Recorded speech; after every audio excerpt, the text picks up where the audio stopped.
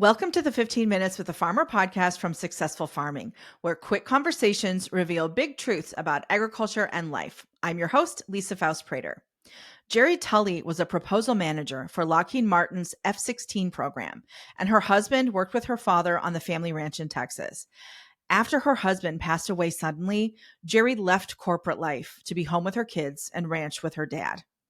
Annie's project helped her find her footing in agriculture, and now she's helping other women by serving on its advisory committee. Jeri, thank you so much for joining me on 15 Minutes with a Farmer. Hi, Lisa. So you had a strong career in the corporate world, and then you found yourself back in the ranching business after your husband passed away. First of all, I am so sorry for your loss. You had to just be in such a daze during that time, and you're also taking care of your kids and making sure they're okay. And then, your dad sort of tagged you in. And so tell me about that sort of decision and transition. Well, it was hard. I never took any homemaking or ag classes in high school, and I really could have used those classes when I got to that point in my life. I worked for Lockheed Martin before, and when my husband passed away, my dad needed help, and so I decided. I told him, I said, Dad, I don't even know how to drive a tractor. And he said, well, you'll learn. And Yeah. I did. It took a lot of learning, though. It was a very uphill battle. Kicked a couple of tires, cried several times, and said a few choice words, but decided that I would, if other people could do it, that I could do it too. Yeah. Well, Um, those words that you say when you're working cattle don't count. Those words don't count. yes. It's all good. But your dad had faith in you, and I'm sure he wanted to have you close. So that's wonderful that you were able to do that. He's actually the best part of being in Wagyu cattle is that I get to be with my dad every day and learn something from him. I learn something every single day I'm with him. That is And amazing. yeah, I love it's a lot of that. So when he said you'll learn, how did you go about doing that? I know Annie's project played a big role in that. It actually did. I had no idea. Even though I grew up in a rural community, I didn't go to the farm with my dad growing up, and so I had a lot to learn. And the more I've learned, the more I've learned that I need to learn still. Like you don't Um, know what you don't know. and one of the things that I found was an organization called Annie's Project. Annie was a woman who took over the ranch and ran it successfully and figured out that she needed to learn a lot too. And this organization came about because it wanted to make that education piece easier for women in ag. So the tagline is empowering women in ag. I got involved through my local ag extension agent. They ran a program for 6 weeks, one night a week, where I went for 3 hours a night and took risk management classes for ag. So I learned about legal things, I learned about soil, I learned about fence laws, how to rotationally graze. My dad is a fountain of knowledge, but I needed to make my way on my own some too. Yeah, I have a binder that's this thick of that's information that amazing. they gave me, even things like here are the CPAs in our area that work with ag producers. And that is so critical Oh my to have gosh, yeah. somebody in accounting and in banking that understand your needs as an ag producer because you don't have the same cash flows that other people do. Right. Yeah, Um, my product takes 28 months to get to market. yeah, And that is wild compared to other places it who or other is. businesses. And so we really struggled to find a banker who could understand that and support that with Yeah, us. yeah. I love it so much that Annie's project goes into all of these different aspects of agriculture because it is so much more than the nuts and bolts. But like you said, the laws and dealing with finances and there's just so much to it, and having someone walk with you through that is such an amazing experience. Beyond the knowledge, though, one of the best things that Annie's project did for me was it introduced me to the other women in my community who are in ag. And gave me a support group, a community. And these are women that I wouldn't normally meet because we're all out on the farm and ranch. We're not in town having Right. coffee. Right. Um, and so it was really great to meet some of my best friends now. Yeah. I find the same when you go to like a women in ag conference. I go to all kinds of those and I love them. And one of the reasons is that they already understand your deal. Like they know that certain times of the year are just insanely crazy. They understand like the cows are out. I got to go. They get it. They automatically understand like those pressures, the stress, the things you're dealing with that other people don't have to deal with. And having those women just be part of your network and part of your support group is so huge. It's vital. It is absolutely vital to being successful and to staying sane. That's right. Yeah. Yes. Yeah. Cause you may be able to make things work on paper, but like what's going on in your head? Because it's stressful under the best of circumstances. And you're dealing with this and you're also raising kids and dealing with grief and walking through all that. And it's so much. So just having someone who you don't have to explain what it means that, you have to deal with the cattle. That's just priceless. I learned all kinds of things during that time, and it basically gave me my ag foundation for education. I had to figure out how I could do ag. Um, I didn't want to be out there cutting calves, even though I do that sometimes. I had to figure out how to use the skills that I had to benefit our business. And for Lockheed Martin, I was a technical writer.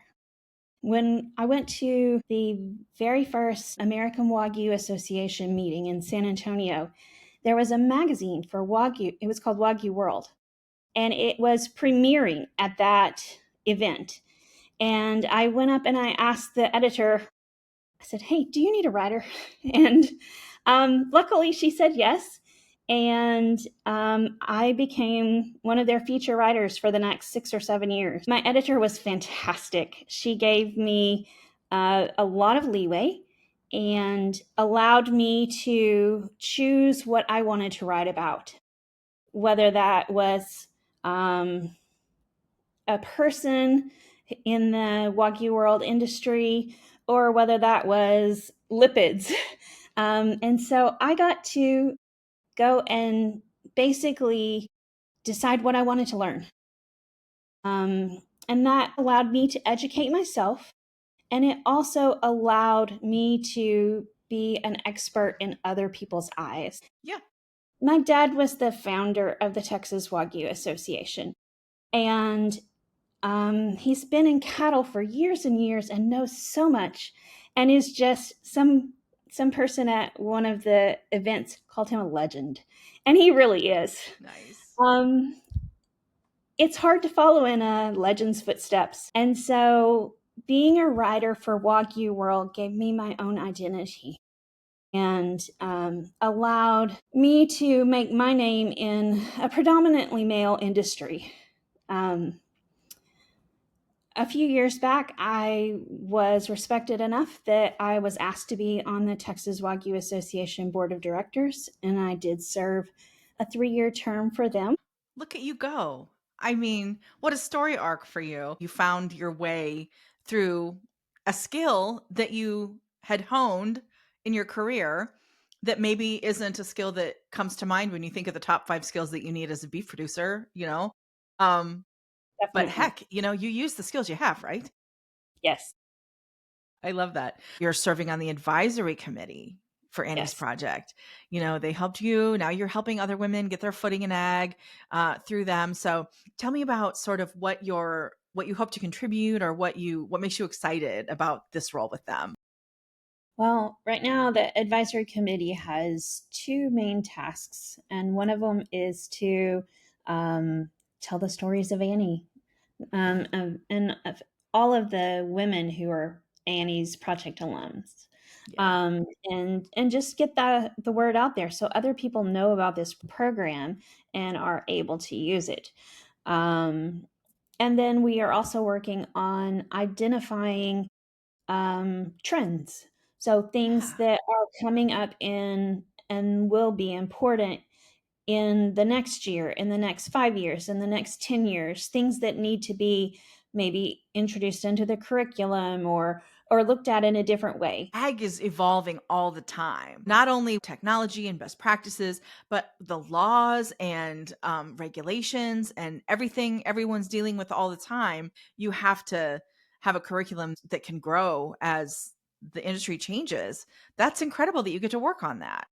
Yes, I'm super excited about that. It's been neat to think about that as I've gone to different ag conventions and conferences and talked to different people. You're in such a specialized niche with the Wagyu.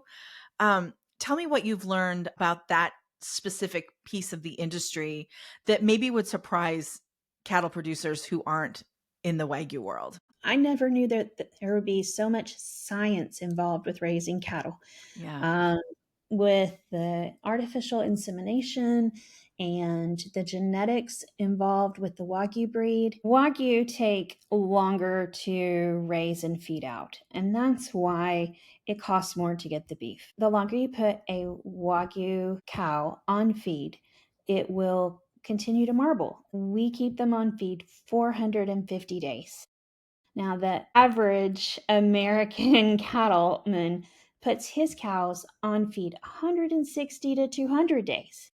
My cattle are on feed more than twice what a normal cow is. And so you have to not only pay for that feed cost, but you have to pay for the interest that you Yeah. um, the the interest rates going up. But something that was interesting is that the fat in Wagyu cattle is different. It melts between 76 and 78 degrees, and regular beef cattle melts at somewhere over 100. Yeah.